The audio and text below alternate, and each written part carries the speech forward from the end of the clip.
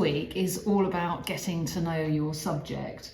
Morning everyone, I hope you're all well, and as I promised last week, I'm going to work on the kitchen table. The cabin is an icebox. You can't even see inside. I will never be able to keep my hands warm, so although the sun has started to shine on cabin 1, you can just see I'm staying in the kitchen. I'm keeping my hands warm to begin this project, and we're going to begin with drawing. I have my subject, my snake plant. You will need to find your subject. I would suggest it's not something you've drawn before, because you want to enjoy making an investigation into something, not something new that you haven't seen before, but something that you haven't attempted to draw before. And I decided that this warrants a few weeks in parts. I'm going to begin, and I hope that you'll join in with this. I've got a couple of large sheets of A2 paper here. You can use pencil, you can use pen. I'm going in with my ink pen. And the first thing that we're going to do is to begin to draw. Do not look at your paper. Look at the subject. Do not take the pen off the paper. So I'm starting about here actually, and I'm just looking at my plant. Don't worry if I know that I've done that line before. I'm going up over here now. I can come down and go back. I'm trying just to concentrate on what my eye is focused on, and to see if in any way at all, when I take my eye from the page, rim of the pot, I have got anything that resembles these lovely leaves. So I think that's the rim of the pot. I'm really, at this point, I really want to look. I really want to look now, so I'm stopping. So that's what I've got. That's the first time I've ever drawn that snaky plant, and it looks something like it. This is a great warm-up drawing. The other thing that I think that happens when you draw in this way is you get a sense of your scale. Some people will be doing this and they will be much smaller than me. Some people will be doing this and they will be much bigger in scale than me. So it's interesting on many levels. Immediately I want to start finishing a line, but I can carry on. So my other instinct, because I've been working with the ink pen, is to get my spritz and give it a spray. I don't want to get carried away and move into something else. I literally just want to get to know the subject.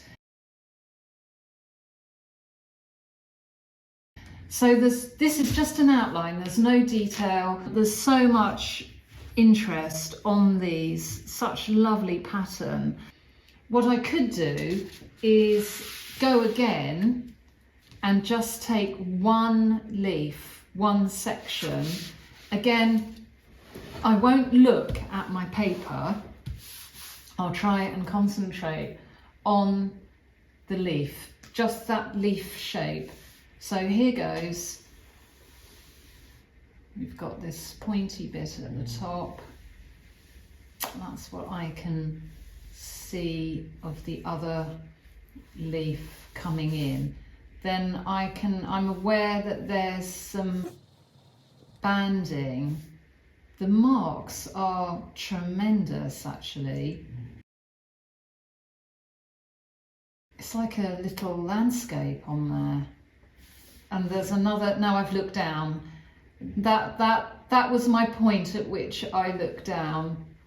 So now I'm going to look at the paper and try and bring in this band of different colour that interested me, and I want to put that little edge in, so I'll go ahead and just get that little edge in.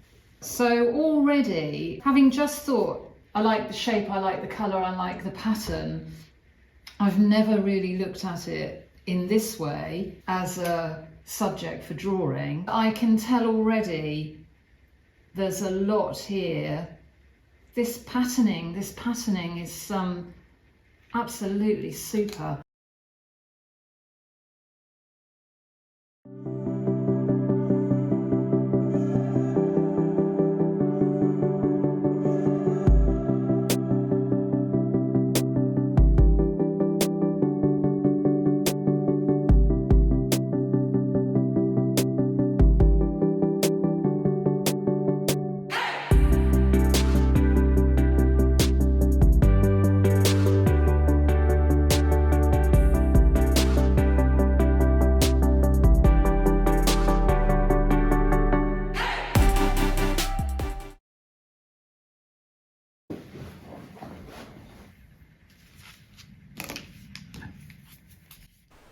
I've been wondering about how to start to represent the pattern and thought I'd have a go with the gel plate. This Posca pen is running out, so nothing printed the first time round. I tried again, pushing too hard. I've got those circle marks and just decided to go with it. It's not ideal by any means, but it got me started.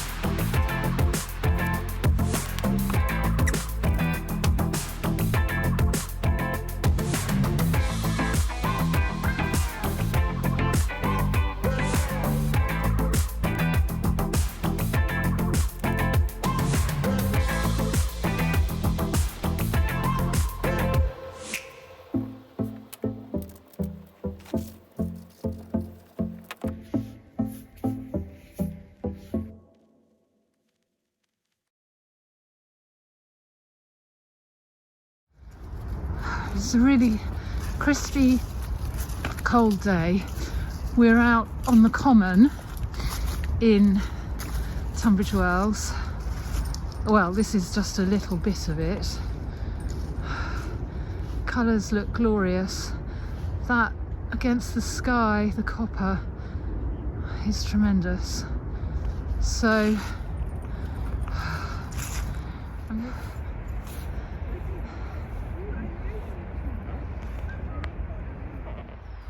these are known as Wellington rocks up on the common. Thinking about this pattern, I photographed the plant this morning in black and white and cut a section from it and then cut strips. I'm now starting to think about collage elements I'm starting to wonder about materials, textures that I could put paint on. I just want to see.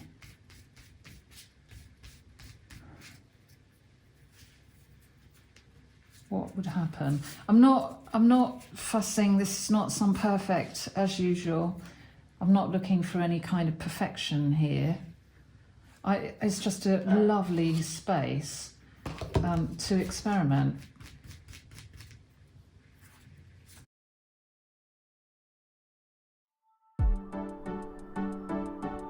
Oh, I like that.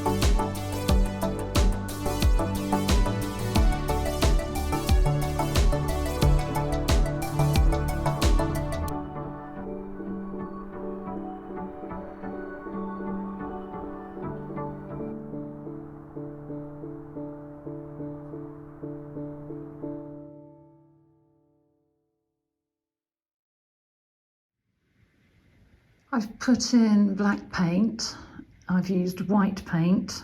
I really enjoyed these shapes, cutting out and putting in black shapes. And then once I'd put some black in the negative spaces, I wanted to reintroduce some white. So I've been cutting white shapes. I've got this right hand one with still some work to go. It's fantastic being able to work on the kitchen table. There are many distractions. It's good to be in here and stay warm.